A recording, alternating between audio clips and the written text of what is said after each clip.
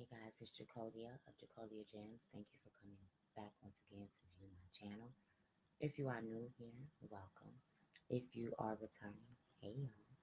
Thank you to all of you whom have subscribed. And if you have not done so, what are you waiting for? Do me a favor, you guys. Go ahead and hit the like button on this video as well as all of my other videos. It helps me out in the algorithm. Last but certainly not least, turn on your post notifications so that you are aware each and every time I decide to upload a video or the rare times that I decide to go live with my blog, Survivor Squad. Now, with that being said, today we are back again with a video that's important to me. I want to talk about women losing their mothers and being a mother after experiencing the loss of your mother. For those of you whom do not know me, I lost my mother in November 24th, 2021, suddenly to a massive heart attack. My mother was a woman that was born in a house in Mississippi, and she was raised in Chicago, in K-Town. Unbeknownst to me, my daughter told me that my mom was hotspot, was K-Town pet. So anybody that's from Chicago, you understand what it is and what it isn't when it comes to that. My mother was a genius of a woman, and this isn't me stretching it or reaching it. These are academic facts. My mother was a woman whom, as a little girl, her stepfather called her calculator. Her mom always talked about how different she was. My mom always had a hunger and thirst for righteousness. Her and my grandma Alma were members of the Church of God, and my mother said that she just knew that it was something more that the Most High had to add unto her wisdom, knowledge, and understanding. And so she began to seek out a church home and ended up finding the church that my father was a part of at that time called Grace Deliverance Tabernacle. So as a little girl, my mom and as a teenager always had the life and the vigor for academics, but the spiritual side even more. My mother made a double in the seventh grade, and she was the first child to go to Whitney Young from her grammar school. For those of you that don't know, Whitney Young was and may still be the number one school in Chicago. It's an amazing, amazing, amazing school. And my mother was the first person from Whitney Young to audition and to make it into the All City High School course. Me and my older sister were in All City Elementary Youth course. So in Chicago, it's this professional choir that you have to audition to be a part of. You have to know how to read music or learn how to read music. You have to have a certain amount of voice control and tone and tenor and projection, and it's just not for straight gospel singers. It's trained singing. It's a diet. Couldn't eat any dairy products and pop, and it was just very, very strict. So my mother became a part of this choir, and me and my sister followed in her footsteps. She went off to college, I believe, at the age of 18, and then at the age of 19, she ended up getting pregnant with my big sister. Her mom wrote about all of this in her book, Turning Pain into Power, Reaching Beyond the Break and Holding On from Ichabod to Praise. My mother wrote a book called A is for Angelina, Through My Mother's Eyes. My mom was a massive author. And so she ended up getting pregnant with my sister when she was away from college, came back home, and still in church. And she and my father ended up building up a friendship. She couldn't stand him at first, but ended up building up a friendship. They ended up courting, literally courting for about 9 months. Their engagement as well. They ended up getting married. So my parents were married for 36 years. My mother was a very powerful woman, spiritually, mentally, emotionally. She she was a woman that contributed to the life of a lot of people. She and my daddy are called by people in Chicago West Side legends. My mother, my mother was a woman that I watched open her home up to other women and their husbands and their family. My mother was a woman that took other people's children in, void of their mothers, void of their fathers, and raised them, whether it be for short times, during vacations. Everyone called my mama mama. My mother would host baby showers for babies that she knew she would probably never see. She would get up out the bed in the middle of the night and go visit people in the hospital, even though no one really came to visit her during her sickness and during her doubt times. My mother graciously allowed, because when you're married, there's some allowance that goes into that. My father to serve his pastors in the aspect that he did by us being the first ones at church and the last ones to leave, and then as wisdom, when we got two cars, my mother being the wife that she was, made sure that her children, academics and things came first. My mother would sit down to the table, and she was a very hands-on mother. If you were struggling in the area academically, she was going to sit at that table until you got it. And she taught with such grace, and she taught with such patience and with such love and with such kindness. My mother was a substitute teacher for some years for Chicago Public Schools. It wasn't even that long. She went from working in corporate America at Xerox for years to becoming a substitute teacher. And she did that at Lovett, I want to say for about 2 years before she became a permanent teacher. And her influence and her impact on that school was really, really, really, really big. My mother has eulogized funerals for her students, has created obituaries and traveled the Chicagoland area and St. Louis and Florida and just different areas to preach and to teach. She had her own ministry, Turning Pain into Power, where she would host these conferences every year during August at the Doubletree Hotel in Oak Brook. And it would be on a Friday night service. Saturday, she would bring in several different preachers and teachers from different backgrounds and different walk of lives and different age demographics to have these breakout workshops and she would have us breakfast, lunch, and dinner, and she was just the woman that they gave. Okay, she had homeless drives for her school, and just it's just so much that I can say about my mom. My mother was a master seamstress. She would make girls' dreams come true on a budget for their prom. My mother made us clothes and sold for even males, and oh, what a woman! What a woman!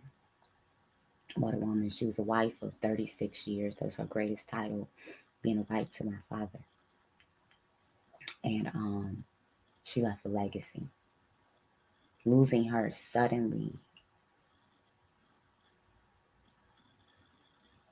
has been the most damaging thing to happen to me ever in my life.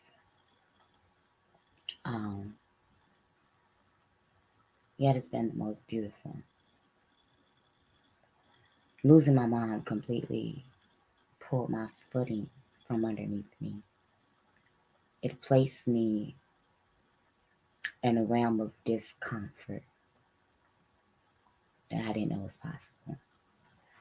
I thought losing my grandfather, um, as well as having a hysterectomy at a very young age, would be my biggest two losses that I would have to experience for a while. I mean, people have been dying around me for years now, significant people, great grandparents, grandfathers, great aunts. But to lose your mother, that's a beautiful disaster that nothing in life can prepare you for. And it's something that I watched a close cousin of mine go through. um, associates of mine go through, people from a distance. And I'm specifically talking about Black mothers and Black daughters, because this is the only seat that I can speak from. Anything else I can just sympathize with. But I'm here, and it's a seat that I wouldn't wish for anyone.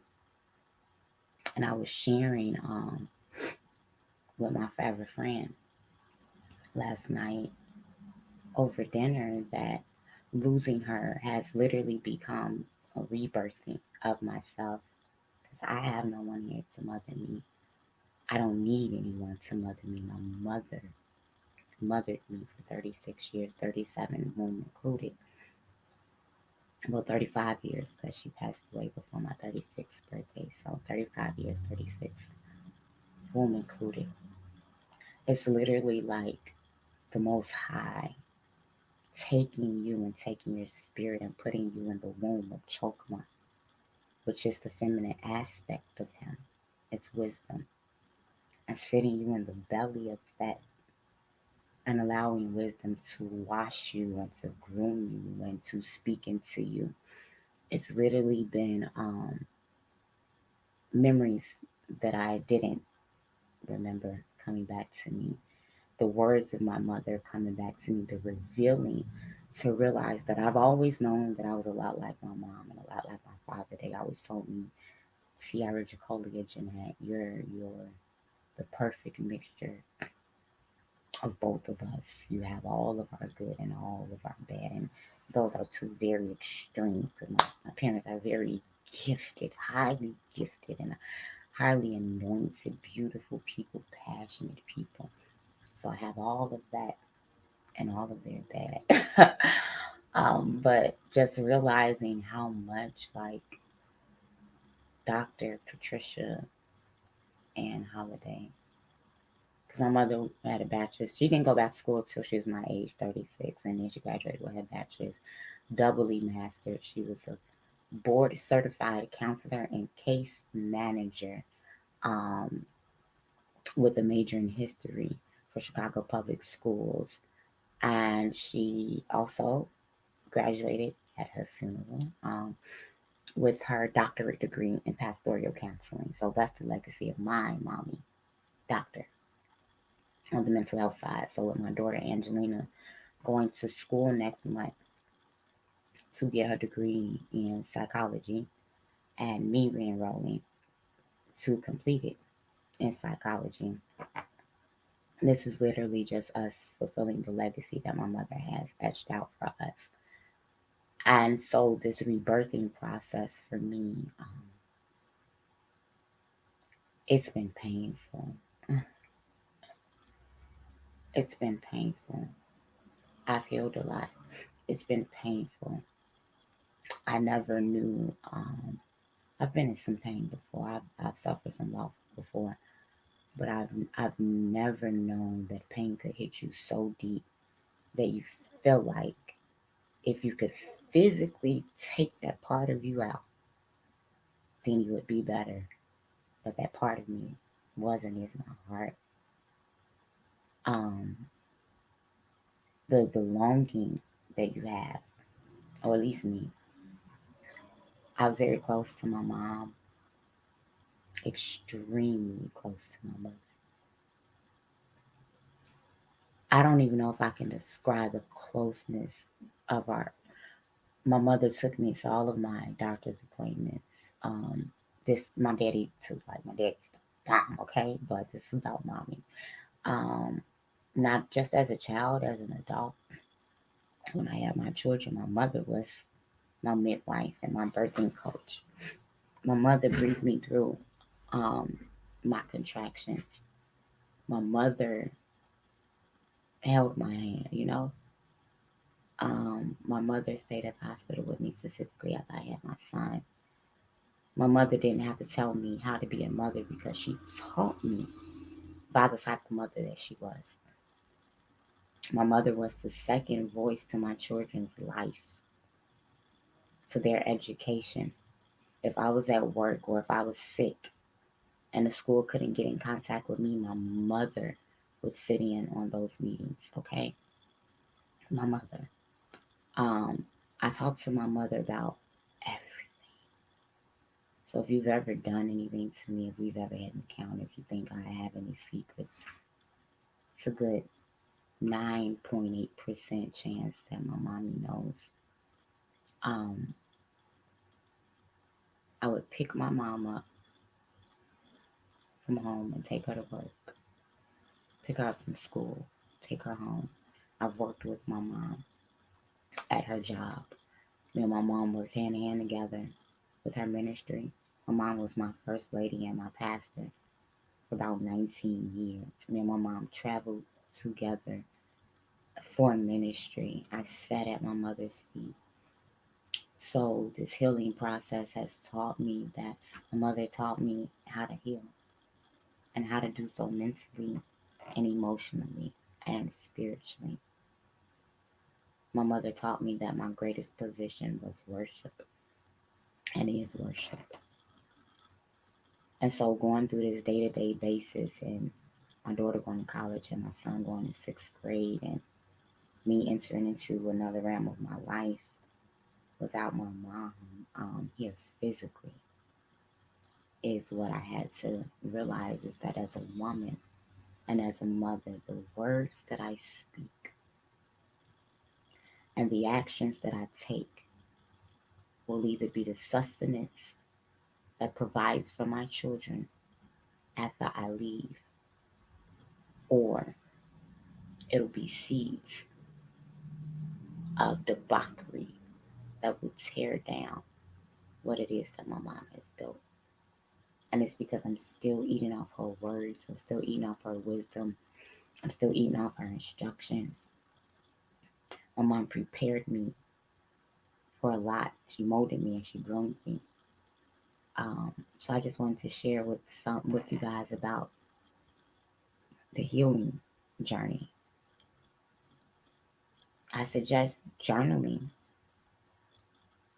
praying, and allowing yourself to break in those moments, knowing that the Most High God of Abraham, Isaac, and Jacob, CHUKWU of the Hebrews, Nyame of the Akan, that He will never allow you to break. He's the molder, He's the potter. So I've learned how to honor my feelings, honor myself. I've learned how to establish boundaries. I've found my own. I've had to, even though I watch everything, it's like gaining another set of eyes because mommy's no longer here. It's really like having to grow up, even though you're already grown. To those of you women who have lost a mom, I commend you for continuing to be a woman, for continuing to be soft, and even if it's hardened you, for coming back into the essence of who your mother raised you to be. And if that's not who she raised you to be, for breaking out of that and using her death as rain and as water to begin to edify and to provide nutrient to the fragments of your broken heart, to that foundation that can be hard and that can want to lock people out and not have time for people. I'm so much more protective about my space now. Heart disease, even though my mom didn't have heart disease, she died from a massive heart attack. It's the number one killer in Black women. My mother was a very hardworking woman, and she's publicly fainted before at church and outside of her job. My mother was going to work on a cane. Because she was such a hardworking woman, she had to retire early. And her whole thing was, as a woman, she was going to go to work until she couldn't anymore. Because it was very important for her to make sure that she had a certain amount of her pension so that her husband and her household. She wasn't going to watch her man overworking. My father's a hard-working man, baby. Baby, I ain't. That's why y'all do not impress me. My daddy is up working now. He had church last night. He had a couple of meetings. And he had to work.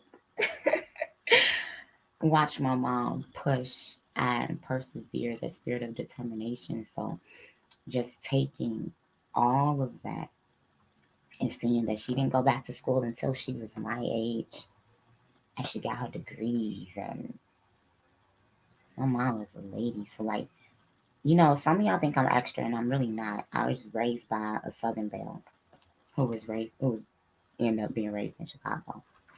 I'm not. The lace gloves is part of who I am. The hats is part of who I am. The slips and the tights and the stockings and the girdles and the etiquette. It's just part of who I am. I'm my mother's child. With that being said, I wish all of you the capacity to mother from a place of restoration, to mother from a place of honoring your health and honoring your emotions and being able to say no, because a lot of our mothers, we watch them work hard and give and give and give and give and give until they had nothing more to give. We watch them be trampled over and not have good friends and go through things alone. And man, they still showed up. But women, that era of women is what we need to embody, that femininity, that submissiveness, that accountability, even though they're lacking a lot of those things as well, but y'all know what I'm talking about. If the men of this generation aren't the same, we as women aren't either. And at this time in my life, I'm just trying to be more like my mother. So yes, I've changed. And I'm going to change more. And after that, I'm going to change more. I'm about to get off here because I can't talk about her too much longer. With that being said, this is Jacolia of Jacolia Gems. Thank you so much. Once again, coming back to view my channel.